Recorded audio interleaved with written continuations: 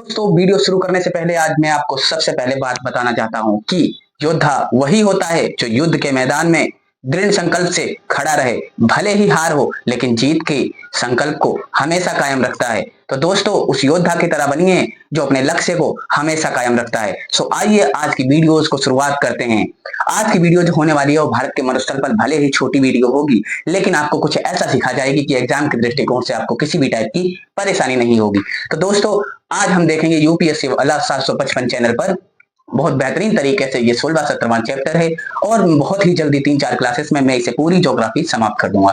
ठीक है दोस्तों, लेकिन कभी कभी मुझे कहीं जाना पड़ता है, हमारे घर में इमरजेंसी हो जाती है, तो उस वजह से मैं आपको छोटी ही वीडियो प्रोवाइड करा पाता हूं। अगर आपको बड़ी वीडियो चाहिए हो तो प्लीज मुझे आप कमेंट करके बताया करिए। ठीक है दोस्तों, एक बार फिर मैं कहता हूं, हर छोटे से छोटे गाँव के लोगों को जिनका सपना है कुछ बनने का, कुछ कर दिखाने का, प्लीज उनके सपनों को भी पूरा करिए, उन तक शेयर करिए और कमेंट करिए कि सर हमने शेयर कर दी है। सो दोस्तों मैं अब आगे बढ़ने जा रहा हूं, बिना देरी करते हुए आइए चलते हैं ब्लू पेन की तरफ और अपने सपने को साकार करते हैं। आज सबसे पहले हम देखेंगे कि भारतीय मरुस्थल क्या भारतीय मरुस्थल में कोई ऐसी चीजें हैं जो हमारे एग्जाम के पर्सपेक्टिव से बहुत इंपॉर्टेंट है। तो हाँ दोस्तों आइए देखते हैं। सबसे पहले आपको ड्रॉ कर ऐसे लिखना है, फिर आपको ये कर लेना है कि भारतीय मरुस्थल इस तरीके से। ठीक है, अब हमें क्या करना है, अब हमें ऊपर की तरफ एक ऐसे पॉइंट करो और इधर आपको लिखना है। क्या लिखना है अब मैं बताता हूं। सबसे पहले ये क्या हिस्सा था, कब का हिस्सा था, आज हमें देखना है। ये मेसोजोइक युग में समुद्र का हिस्सा था। तो ऐसे लिखो, मेसोजोइक युग में समुद्र का हिस्सा था।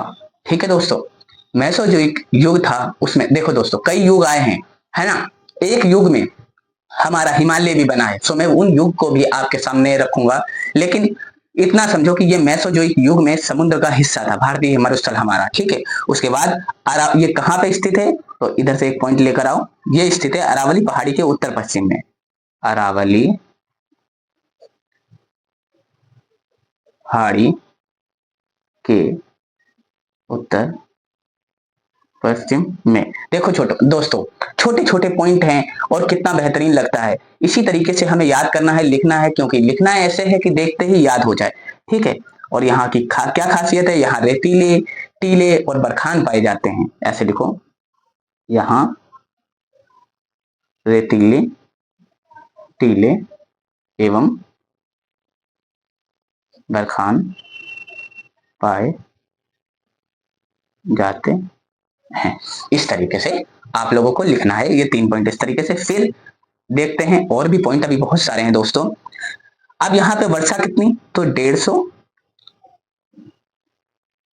मिली, ऐसे लिखो, मिली मीटर से कम, 150 मिलीमीटर से कम वर्षा। ठीक है, कम वर्षा। और यहाँ पे लिखो, रेड पेन से लिखो दोस्तों कि ये शुष्क जलवायु क्षेत्र है। ये पूछे जाते हैं सवाल। ठीक है, शुष्क जलवायु क्षेत्र। ठीक है, इस तरीके से लिखो दोस्तों। अगर आपने हमारी पिछली वीडियो नहीं देखी है तो 16-17 लेक्चर पहले मैंने करा दिए, वो बहुत इंपॉर्टेंट है।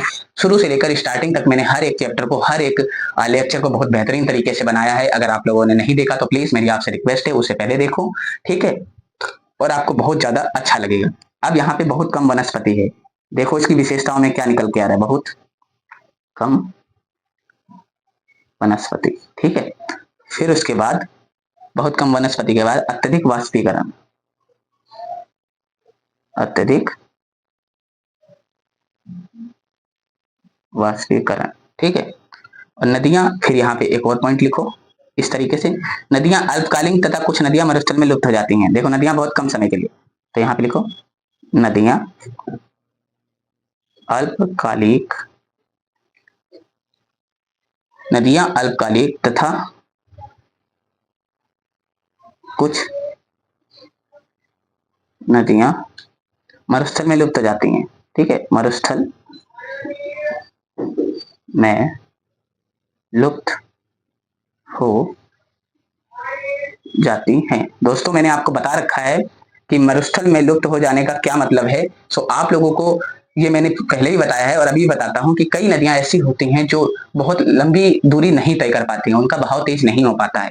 तो वो क्या करती हैं, वो मरुस्थल में ही क्या हो जाती है, खत्म हो जाती हैं और वहीं से स्टार्ट होती है, वहीं से खत्म हो जाती है। जैसे हम लोग एग्जाम्पल में देख सकते हैं, लूनी नदी, राजस्थान में लूनी नदी है, उसे देख सकते हो। ठीक है, उसके बाद फिर हम इधर देखते हैं एक ये वाला पॉइंट कि सबसे बड़ी नदी यहाँ पे कौन सी, लो आ भी गई, सबसे बड़ी नदी लूनी, इसको इस तरीके से पैक कर लो। ठीक है, सबसे बड़ी नदी लूनी। और अब एक पॉइंट लिखो यहाँ पे, इंपॉर्टेंट है, ढाल के आधार पर विभाजन कर रखा है इसका, ढाल के आधार पर विभाजन। ठीक है, ढाल के आधार पे क्या कर रखा है दोस्तों, विभाजन। तो विभाजन कौन कौन सा है, इस तरीके से लिखो। पहला उत्तरी भाग, उत्तरी भाग, क्या लिखोगे, उत्तरी भाग। ये क्या है, सिंध की ओर ढाल है। ठीक है, सिंध की ओर ढाल है। ठीक है, और दूसरा क्या लिखोगे, दक्षिणी भाग, दक्षिणी भाग का ढाल कहते हैं कच्छ के रन की ओर, कच्छ के रन की ओर ढाल। ठीक है, इतने पॉइंट आपको याद करना है दोस्तों। आज की क्लास हम यहीं खत्म करेंगे क्योंकि ये चैप्टर बहुत इंपॉर्टेंट है और इसमें मैंने जितने भी 3 से 4 एनसीईआरटीज, और दोस्तों मैं आपको बता दूं कि कुछ स्टैटिक की बुक्स भी होती हैं जो काफी हाई लेवल की होती हैं।